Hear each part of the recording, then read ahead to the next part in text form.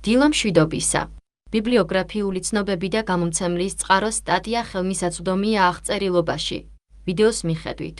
თუ გსურთ მხარი დაუჭიროთ სამეცნიერო ცოდნის გავრცელებას, მე გეპატიჟებით ამ YouTube არხის გამოწერას. უფასოა.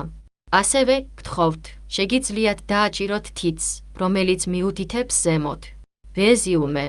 ცხოველთა გამოკვლევებში შაქარმა დაადგინა, რომ უფრო მეტი სიმპტომია წარმოქმნის, ვიდრე საჭიროა ნარკოტიკული ნივთიერებების გათვალისწინებით. ცხოველთა მონაცემებმა აჩვენა მნიშვნელოვანი გადახურვა დამატებით შაქრის მოხმარებასა და წამლის მსგავსი ეფექტების, მათ შორის ბინგეინდი, ტოლვა, ტოლერანტობა, გაყვანა, ჯვარედინის სენსიტიზაცია, ჯვარედინი ტოლერანტობა, ჯილდო და ოპიოიდული ეფექტები. როგორც ჩანს, შაქრის დამოკიდებულება დამოკიდებულია ბუნებრივ ენდოგენურ ოპიოიდებზე, რომლებიც გამოშვებულია შაქრის მიღებისთანავე. როგორც ცხოველებში, ასევე ადამიანებში, ლიტერატურაში არსებული მტკიცებულებები გვიჩვენებს მნიშვნელოვან პარალელებსა და გადახურვას ბოროტად გამოყენებისა და შაქრის ნარკოტიკებს შორის, ტვინის ნეიროქიმიის, აგრეთვე ქცევის თვალსაზრისით. გამოითქვა მოსაზრება, რომ დახვეწილი დამატებული შაქარი ჩვევის ფორმირებულია, ისევე როგორც კოკაინი, ნიკოტინი, ალკოჰოლი, თამბაქო და კოფეინი. სინამდვილეში, ქრონიკული მწვერვალებით გუნავენ სიგარეტის სურვილებს, ვიდრე მათი საკვები. ზოგიერთი ადამიანი აცხადებს, რომ გაიზარდა ტკბილი ლტოლვა სიგარეტის დათმობის შემდეგ, რაც შეიძლება ითვალისწინებდეს ტიპურ წონის მომატებას, რომელიც დაკავშირებულია მოწევის დატოვებასთან. სინამდვილეში, პირის ღრუს გლუკოზა შეიძლება შეამციროს თამბაქოს სურვილები და გაყვანის დისკომფორტი. კოკაინის მიერ მიღებულ ინდივიდებში ერთმა კვლევამ აღნიშნა, რომ მათი მოწონება და საჭმლის სურვილები კიდევ უფრო მეტი იყო, ვიდრე კოკაინისთვის. იმის გამო, რომ ტკბილი საკვები ყველაზე მღელვარე საკვებია, ეს მიგვითითებს იმაზე, რომ დამატებული შაქრისგან ჯილდო და სურვილები შეიძლება შედარებული იყოს ნარკოტიკული ნივთიერებების მიმართ. მართლაც, საკვების სურვილებს აქვთ მნიშვნელოვანი გადახურვა ნარკომანიის მიმართ, ხოლო ცხოველების კვლევებმა აჩვენა, რომ სითკბო როგორიცაა შაქარი ან საკკარინი, უპირატესობას ანიჭებს კოკაინის მსგავსად ნარკოტიკულ საშუალებებს. ეს იმიტომ ხდება, რომ შაქრისგან ჯილდო აღემატება თუნდაც კოკაინს. შაქრის მოხმარება წარმოქმნის კოკაინის მსგავსი ეფექტებს, განწყობის შეცვლას, შესაძლოა მისი შესაძლებლობის გამო ჯილდოსა და სიამოვნების მიღებას, რაც იწვევს შაქრის გამოძიებას. სხვებმა აჩვენეს, რომ შაქრიანად მდიდარი საკვები წარმოქმნის ნარკოტიკების მსგავსი ფსიქოაქტიური ეფექტებს. შაქრისგან ბუნებრივი ჯილდო კიდევ ერთი ევოლუციური ადაპტაციაა, რადგან ის ხალხს აიძულებდა შაქრის მოძებნა და მოხმარება, როდესაც ის იპოვნის საკვების მიწოდებაში.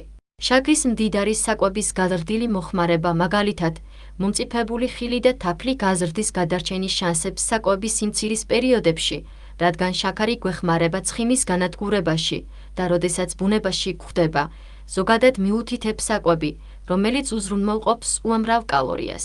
უდიდესი ცხიმის მაღაზიების მქონე პირებს, ალბათ, ჰქონდათ ძლიერი ევოლუციური უპირატესობა, როდესაც საქმე ეხება გადარჩენას საკვების ნაკლებობის დროს. ამრიგად, შაქრის სურვილებმა შესაძლოა ძლიერი ევოლუციური უპირატესობა მიანიჭეს. სამწუხაროდ, ადამიანები არასდროს ადაპტირებულნი არიან იმ ინტენსიურ ჯილდოსთან, რომელიც მიჰყვება ძალიან დახვეწილი დამატებული შაქრის მოხმარებას, ხოლო ამ შაქრის 24 მარცხნივ დახრილი ხაზი 7 ხელმისაწვდომობა მცირე ზომის დაბრუნებას გვაძლევს. სხვა სიტყვებით რომ ვთქვათ, ჩვენ შეგვიძლია შაქრისგან გარბოდა, მაგრამ ვერ ვმალავთ. დამატებული შაქრის ყველაზე გავრცელებული ფორმებია საქაროზა, მაგიდი შაქარი და მაღალი ფრუქტოზის სიმინდის სიროფი. თითოეული შეიცავს მარტივი შაქრის გლუკოზას და ფრუქტოზას. ეს არაბუნებრივი ჯილდო შაქრის მოხმარებისგან ბოროტად გამოყენების ნარკოტიკების აღემატება ზედმეტად მიგითითებს ჩვენი თვითკონტროლის მექანიზმები, რომლებიც მიდრეკილნი არიან შაქრის დამოკიდებულებაზე. მართლაც, ტკბილი ნივთიერებები უკიდურესად ჯილდოა ადამიანებისა და სხვა ძუძუმწოვრების მიმართ, მაგრამ, როგორც ჩანს, არსებობს გენეტიკური განსხვავებები ამ უპირატესობის სიძლიერეზე სითკბოსთვის. და ბოლოდროინდელი მსოფლიოს დიეტის ტკბილეული მოჰყვა შაქრის მოხმარების დრამატულ ზრდას. დამხმარე შაქარმა შეაღწია საკვების მიწოდება მსოფლიოს პრაქტიკულად ყველა იზოლირებულ კუთხეში. მიზეზი, რის გამოც ჩვენ ვერ შეგვიძლია უარი ვთქვათ ტკბილ ნივთებზე, არის იმის გამო, რომ ტკბილი შეგრძნებები ერთ-ერთი ყველაზე ინტენსიური სენსორული სიამოვნებაა, რომელსაც ადამიანები განიცდიან თანამედროვე დღეს. ჩვენი შაქრიანი ნივთიერებების ძიება აღემატება მეტაბოლურ საჭიროებას და არ არსებობს ფიზიოლოგიური მოთხოვნა, რომ მოხმარდეს 1 გრამი შაქარი, რადგან ტექნიკურად არ არსებობს ისეთი რამ, როგორიცაა აუცილებელი ნახშირწყლები განსხვავებით ცილის ან ცხიმისთვის. მიუხედავად ამისა, როგორც ადრე განვიხილეთ, ფრუქტოზის მოხმარება მნიშვნელოვანი როლი ითამაშა ადამიანის ევოლუციაში. მიუხედავად იმისა, რომ ინდივიდებს შეუძლიათ აშკარად აყვავდნენ და გადარჩეს დამატებითი შაქრის გარეშე, ადამიანის სახეობების სავარაუდოდ არ გადარჩებოდა ძალიან დიდ ხანს ფრუქტოზის ბუნებრივი წყაროების ლტოლვისა და მოხმარების გარეშე. ადამიანებში ტკბილეულის მიმზიდველობის საკითხი კიდევ უფრო გართულებულია იმით, რომ ინდივიდები განსხვავებულად აღიქვამენ სითბოს. დახვეწილი შაქრისადმი დამოკიდებულების გამოცდილების ტენდენცია, სავარაუდოდ, გადგმულია როგორც ტკბილი გემოვნების აღქმაში, ასევე თითოეული ინდივიდის უპირატესობაში, რაც შეიძლება ასახავდეს გენეტიკურ ფაქტორებს. ამრიგად, მიუხედავად იმისა, რომ ადამიანებს აქვთ შაქრისადმი დამოკიდებულების უნარი, ამის ტენდენცია, სავარაუდოდ, მრავალფუნქციურია. შაქარი იქცევა წამის მსგავსად, დღესდღეობით, შაქარი დახვეწილია ქიმიური მსგავსი ნივთიერების მდგომარეობაში. მართლაც, როდესაც შაქრის ლერწამი გაანადგურა და დაიწყო მისი თხევადი შინაარსით, მოხარშული სიროფით, შეირღა და შემდეგ ჩამოართვეს მისი ვიტამინები, მინერალები და მელას, ჩვენ დარჩა სუფთა თეთრი კრისტალებით. ამ მოპოვებისა და დახვეწის პროცესი მსგავსია სხვა ნარკოტიკული თეთრი კრისტალების, ანუ კოკაფოთლიდან კოკაინისა და ოპიუმისგან ყაყაჩოს თესლიდან მარცხნივ დახრილი ხაზი-ღვეზელიდან. ამრიგად, ეს არის შაქრის დახვეწა, რომელიც მნიშვნელოვნად მატებს მის ნარკოტიკულ თვისებებს. ჩვენი ევოლუციური ისტორიის განმავლობაში ჩვენ მხოლოდ ფრუქტოზზე გვქონდა წვდომა თაფლში, ხილში და გარკვეულ ბოსტნეულში და ამ წყაროებში არსებობს ბოჭკოვანი და სხვა ნივთიერებები, რომლებიც ნელდება და ზღუდავს ფრუქტოზის შეწოვას. ჩვენი ევოლუციური ისტორიისთვის დამახასიათებელი ფრუქტოზის მოხმარების დაბალი დონით, დაახლოებით 9 გარდაიქმნება გლუკოზად და მეოთხედი გარდაიქმნება ლაქტატად. ძალიან ცოტა ფრუქტოზა გარდაიქმნება ცხიმში, როდესაც მოხმარება დაბალ დონეზეა და ცხიმოვანი მჟავების სინთეზი ასევე არ არის რეგულირებული. ამრიგად, ჩვენი ევოლუციური ისტორიის განმავლობაში ადამიანებმა რეგულარულად მოიხმარეს მცირე რაოდენობით ფრუქტოზა და ამან არ გადალახა ცხიმის შენახვის ბარიერი. ეს მხოლოდ მაშინ ხდება, როდესაც ისინი ზოგჯერ ფრუქტოზას ხვდებოდნენ ფუტკრის ან მომწიფებული ხილის დიდი მომარაგების შემდეგ, ისინი დამატებით ცხიმს ინახავდნენ. რაც მთავარია, ამ ბუნებრივ საკვებში შემავალი ბუნებრივი ანტიოქსიდანტები შეამცირებენ ანთებითი ცხიმის მაღაზიების წარმოქმნას განსხვავებით, რომ დამატებული შაქრის მოხმარებით. მაგრამ შაქარი იქცევა ბოროტად გამოყენების ნარკოტიკად, აღინიშნა, რომ დოპამინის D1 რეცეპტორის სავალდებულო და D2 რეცეპტორის სავალდებულო დაქვეითება იგივე სტრიაჩი, რომელიც ხდება კოკაინის ადმინისტრირებასთან ერთად, ასევე ხდება შაქრის ან გლუკოზის წყვეტილი დაშვებით. შაქრის წყვეტილი წვდომის მქონე ვირთაგვებს ასევე აქვთ იგივე დაქვეითება D2 რეცეპტორების mRNA ბირთვში, რომელიც ხდება მორფინით და კოკაინით. უფრო მეტიც, მი რეცეპტორის სავალდებულო იგივე ზრდა, რომელიც ხდება კოკაინთან და მორფინთან ერთად, ხდება შაქრის წყვეტილი მიღებით. და ბოლოს, დოპამინის იგივე განთავისუფლება და ბირთვში უჯრედული აცეტილქოლინის შემცირება ბირთვში ტოლერანტობა მიუთითებს, რომელიც ხდება მორფინის ინექციით, ხდება შაქრით. სურათი 1 გთავაზობთ შაქრის დამოკიდებულების სქემას. შაქრის ნარკოტიკების კავშირი კიდევ უფრო შორს მიდის, რადგან დამოკიდებულების გადაცემა შეიძლება მოხდეს შაქრისა და ბოროტად გამოყენებისა და ალკოჰოლის ნარკოტიკებს შორის. ზოგიერთმა ჭარბიწონის მქონე პაციენტმა შეიძლება გადაიტანოს დამოკიდებულება მაღალი შაქრის საკვებზე, წონის დაკლების ოპერაციის შემდეგ ნარკოტიკულ საშუალებებზე. ერთ გამოკვლევაში, წონის დაკლების ქირურგიის პაციენტებმა, რომლებმაც განაცხადეს, რომ მაღალი შაქრიანი საკვებით გამოწვეულია წინამორბედი ოპერაციის პრობლემები, სავარაუდოდ, მათ ჰქონდათ ახალი დაწყებული ნივთიერებების გამოყენების დარღვევები ოპერაციის შემდეგ. 5.1 აჯამებს, თუ როგორ ხდება შაქრის დამატებული შაქარი დახვეწილი შაქარი და მაღალი ფრუქტოზის სიმინდის სიროფი ბოროტად გამოყენების წამები.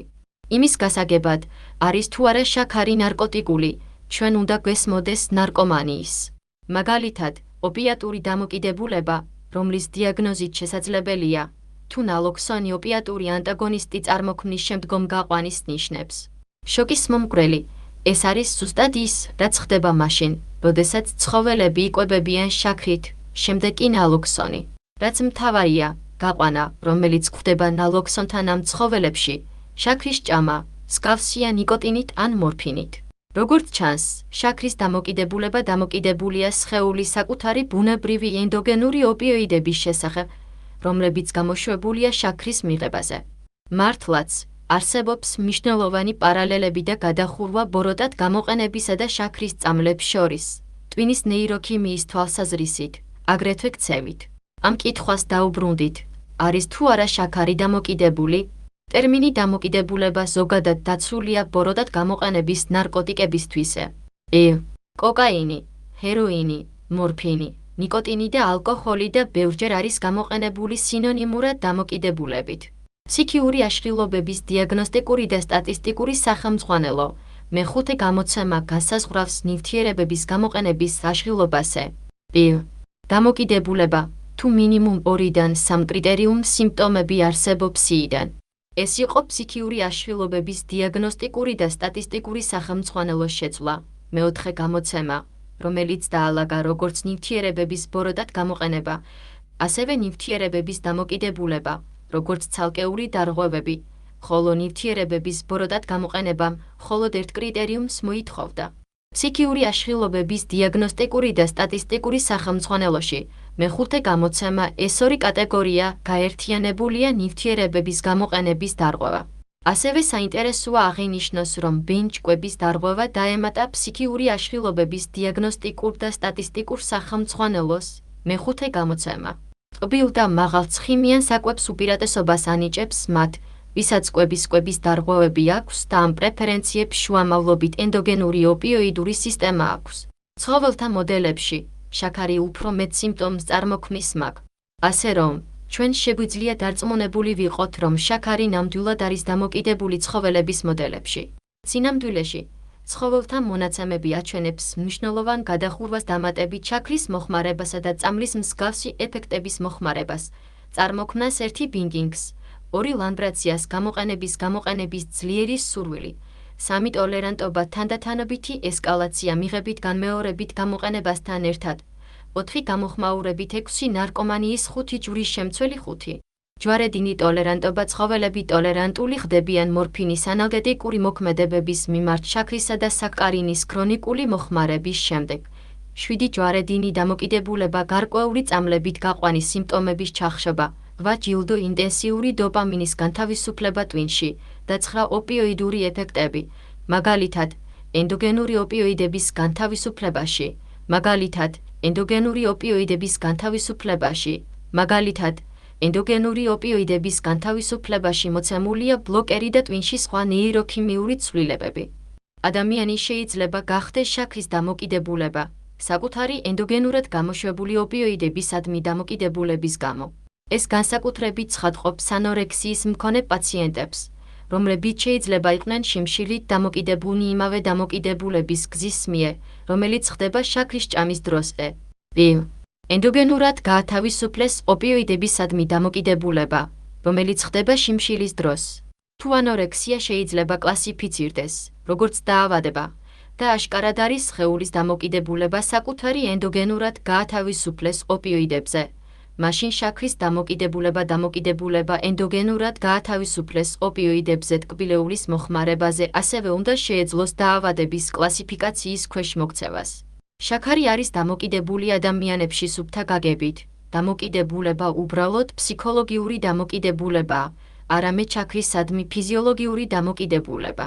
მიუხედავად იმისა, რომ არ არსებობს უნივერსალური შეთანხმება დამოკიდებულების განმარტებისთვის, გარკვეული მახასიათებლები უნდა იყოს წარმოდგენილი დამოკიდებულების დიაგნოზის დასადგენად მაგ.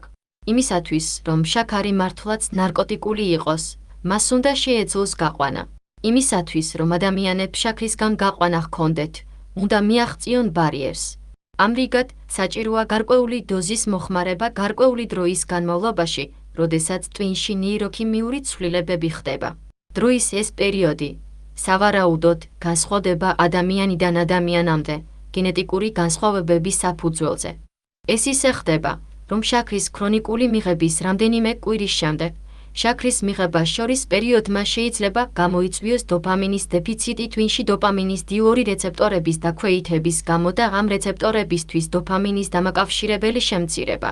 რატომ არის დოპამინის დეფიციტი ტვინში, როდესაც ტვინი დოპამინით დაბალია? ამან შეიძლება გამოიწვიოს გატანა. და ეს არის გაყვანა, რამაც შეიძლება გამოიწვიოს შაქრის მუდმივი მიღება, რაც იწვევს დამოკიდებულებას. მაგრამ შაქრისგან გატანა ნაკლებად აშკარაა ნარკოტიკული საშუალებებით. მართლაც, ხალხი აშკარად არ არის დაძაბული შაქრზე და არც მათ აქვთ სიცოცხლისთვის საშიში ან თუნდაც ფიზიკურად აშკარა გაყვანის ნიშნები. მაგრამ ეს არ ნიშნავს, რომ შაქრის გაყვანა არ არსებობს ტვინში. სინამდვილეში, ტვინში დოპამინის არარსებობა შაქრის მოხმარებას შორის პერიოდებში ვარაუდობს, რომ გამოიწვიოს ყურადღების დეფიციტის ჰიპერაქტიურობის დარღვევის მსგავსი სიმპტომები, როგორიცაა ჰიპერაქტიურობა, ყურადღების დეფიციტით, განადგურება და შესრულების შემცირება. არსებითად, ყურადღების დეფიციტის ჰიპერაქტიურობის დარღვევის ტიპის სიმპტომები შეიძლება იყოს გაყვანის დანერგვისგან დახვეწილი დამატებული შაქრის ჭამისგან. სინამდვილეში, სიმსუქნე, ყურადღების დეფიციტის ჰიპერაქტიურობის დარღვევა და ნარკომანიის დამოკიდებულება კოკაინისა და ჰეროინზე ყველა იზიარებს ტვინში დოპამინის D2 რეცეპტორების ერთნაირ რეგულაციას. ეს მიგვითითებს იმაზე, რომ სამივე პირობას აქვს იგივე ძირითადი საკითხი დოპამინის დეფიციტი. შაქრის არარსებობის პერიოდში, დეპრესიის მსუბუქი მდგომარეობა შეიძლება მოყვეს დოპამინის დეფიციტის გამო, რაც დროებით შეიძლება განთავისუფლდეს მეტი შაქრის მოხმარებით შესაბამისად, ტერმინი შაქრის ფიქსაცია. ეს იწვევს დოპამინის სიმაღლეების და დაბალდაქვემდებარებულ დაუსრულებელ ციკლს, რაც განაგრძობს შაქრის მიღებას და მის მიღებაზე დამოკიდებულებას. შაქარი და მაღალი გლიკემიური ნახშირწყლები ასევე ახდენენ გავლენას ტვინის სეროტონინზე. შაქრის ან ნახშირწყლების მდიდარი კერძის მოხმარების შემდეგ, ტვინის სეროტონინი ზრდაა. სხვა სიტყვებით რომ ვთქვათ, ადამიანმა შეიძლება გადაჭარბდეს შაქარი, რადგან ეს მათ უკეთესად გრძნობს. დროთა განმავლობაში ეს შეიძლება გამოიწვიოს ტვინში სეროტონინის დაქვეითებამ შაქრის დამოკიდებულება. როგორც განვიხილეთ, ამ პაციენტებს ასევე აქვთ დოპამინის დეფიციტური დოპამინის რეცეპტორების დეგრეგულაციით. ამ კომბინაციამ შეიძლება კარგად ახსნას სიმსუქნის ასოციაცია ტვინის სხვა მრავალი დარღვევასთან, როგორიცაა დეპრესია, შფოთვითი აშლილობა, ბიპოლარული აშლილობა და ყურადღების დეფიციტის ჰიპერაქტიურობის დარღვევა. დიდი რაოდენობით შაქრის მოხმარების შემდეგ, სისხლში გლუკოზის ვარდნა შეიძლება გამოიწვიოს შაქრის შემდგომი დამოკიდებულება. ჩვენი ევოლუციური ისტორიის განმავლობაში, სისხლში გლუკოზის დაბალი დონე გულისხმობდა ჭამის დროა და თუ ამის შანსს აძლევდა, სრულყოფილად აზრი ჰქონდა შაქრის ან სახამებლის ჭამა, ყველაზე სწრაფი გზა გლუკოზის ნორმალური დონის აღდგენის მიზნით. შიმშილი და ტკბილი ლტოლვა იყო დედა ბუნების საშუალება ამ კრიტიკული ამოცანის შესასრულებლად. მაგრამ დღეს დამატებით შაქრის მუდმივად მიწოდებით, შაქრის მოხმარების მხარდასაჭერად, რადგან სისხლში გლუკოზის დაბალი დონის მკურნალობამ შეიძლება სიტუაცია გაუარესდეს. ვინაიდან ახლა დადგენილია, რომ დაახლოებით 0 მილიონი ამერიკელს აქვს ინსულინის წინააღმდეგობა, მოსახლეობის დიდ ნაწილს შეიძლება განსაკუთრებული საფრთხე ემუქრება შაქრის დამოკიდებულებისთვის. შაქრის დამოკიდებულება შეიძლება მიდრეკილებას გაუწიოს ნარკომანიას. შაქარი წარმოქმნის წამლის მსგავსი ეფექტებს, რამაც შეიძლება გაზარდოს ნარკომანიის რისკი. მართლაც, შაქარს შეიძლება ჰქონდეს კარიბჭის ეფექტი, რადგან ის განიცდის მგრძნობიარობას ბოროტად გამოყენების ნარკოტიკებით. ამასთან, ეს ეფექტები ყოველთვის არ არის რეპროდუქციული და ადამიანებში უფრო მეტი შრომაა საჭიროა ამ ეფექტების სრულად გარკვევისთვის. შაქრის მოხმარებამ ალკოჰოლის მიღების ზრდა კიდევ გამოიწვია შაქრის აბსტინენციის პერიოდში. ყოველდღიური ამფეტამინის ინექციების მქონე ვირთხები ხდება ჰიპერაქტიული შაქრის დაგემოვნების შემდეგ. ეს ხდება მაშინაც კი, როდესაც ამფეტამინის დაბალი დოზები გამოიყენება. ასევე აღმოჩნდა, რომ შაქარი კოკაინთან ჯვარედინი მგრძნობიარია და შეიძლება გამოიწვიოს დოპამინის აგონისტის კვიმპიროლის სენსიბილიზაცია. ეს მონაცემები მიგვითითებს, რომ შაქრის მოხმარებამ შეიძლება მგრძნობიარდეს ტვინის დოპამინის სისტემა, რაც ხელს უწყობს დამოკიდებულებას და პოლისუბის ბოროტად გამოყენებას. უფრო მეტიც, ცხოველები, რომლებიც უპირატესობას ანიჭებენ ტკბილს, თვითნაკეთი კოკაინი უფრო დიდი სიჩქარით, რაც შეიძლება გამოწვეული იყო შაქრის დოფამინერგული, ქოლინერგული, ოპიოიდური მიქსერიის ეფექტებით და სტიმულატორული შემომცირებელი ეფექტებით, როგორიცაა დექსამფეტამინი, მეთილფენიდატი და მოდაფინილი, თუმცა მცირე ზომით. შემდგომი გლუკოზას შეუძლია გააქტიუროს ტვინის დოფამინის ჯილდოს წრე დამოუკიდებლად ტკბილი გემოთი და რომ ტკბილი მადა შეიძლება სტიმულირდეს კუჭ-ნაწლავის ტრაქტში გლუკოზის არსებობით. ნარკომანიისა და ალკოჰოლის დამოკიდებულებისგან განსხვავებით, ზოგადად, შაქრის დამოკიდებულება მცირე უარყოფით სოციალურ გავლენას ახდენს ინდივიდებზე ან მათ ოჯახებზე. შაქრის დამოკიდებულებამ ერთი მკაფიო გავლენა მოახდინა ჩვენს კოლექტიურ ჯანმრთელობაზე, ეს გვაფიქრებინებს ცხიმს და მეტაბოლურად ავადმყოფი. საქაროზა, თაფლი, მაღალი ფრუქტოზის სიმინდის სიროფი და ხილი, მცირე გავლენა აქვს ცხიმის შენახვაზე, როდესაც ის მცირე რაოდენობით მოხმარდება. ეს აშკარად იყო, თუ როგორ ურთიერთობდნენ ადამიანები წარსულში დროის უმეტეს დროს მარტივ შაქარს. ჩვენი უძველესი წინაპრები ხილს ან თაფლს ხვდებოდნენ, როდესაც ის ხელმისაწვდომი იყო, მაგრამ ეს ეპიზოდები აშკარად სპორადული იყო. დღევანდელ მსოფლიოში, დამატებით შაქრით დატვირთული უაღრესად დამუშავებული საკვების 24 მარცხნივ დახრილი ხაზი 7 ხელმისაწვდომობით, ლტოლვისა და ბინგინგის ეს ეპიზოდები თითქმის მუდმივი იქნებოდა, რაც იწვევს ფრუქტოზის მნიშვნელოვნად გაზრდას. ფრუქტოზის გადაჭარბებული მოხმარება ხელს უწყობს ცხიმის შენახვას, განსაკუთრებით ღვიძლში. ეს მხარს უჭერს ძველ თაყვანის მცემელს დოზა შხამს ხდის. ზემოხსენებული მტკიცებულებების საფუძველზე, შაქარი აკმაყოფილებს ბოროდად გამოყენების არსების ბევრ კრიტერიუმს და შეიძლება ადამიანებში პოტენციურად ნარკოტიკული იყოს. ცვლილებები, რომლებიც ხდება ტვინის ნეიროქიმიაში ნარკოტიკებით, მსგავსია, თუმცა უფრო მცირე მასშტაბით, მათთვის, რაც შაქრის მიღებით გამოწვეულია. დამოკიდებულების ხასიათის გამო, უბრალოდ ხალხს უთხრას, რომ ნაკლები შაქარი მოიხმარენ, ნაკლებად სავარაუდოა, რომ წარმატებული იყოს. სამედიცინო პროფესიის ყურადღება უნდა გამახვილდეს იმ მკურნალობის პოვნაზე, რომელიც ამკამავან აღმოფხვრის ამსურვილებს. ალნე კლაინ-ჩანტეკს დამტკიცებულია სურსათისა და წამლების ადმინისტრაციამ, როგორც სიგარეტის მოწევის დატოვების დახმარება, და ის ასევე მნიშვნელოვნად ამცირებს შაქრის სურვილებს. არსებობს რამდენიმე შემთხვევის ცნობით, რომ ვარენიკლინი შეიძლება ეფექტური იყოს წონის დაკლებისთვის. გარკვეული დანამატები, როგორიცაა კვიღმინ პიკოვლინეიდ და L-გლუტამინ, დაფიქსირდა ტკბილი ლტოლვა, მაგრამ ამ დანამატების შესახებ ჩატარებული კვლევები შეზღუდულია. კვიღმინ პიკოვლინეიდ, როგორც ჩანს, განსაკუთრებით ეფექტურია პაციენტებისთვის, რომლებსაც აქვთ კვების დარღვევა და დეპრესია.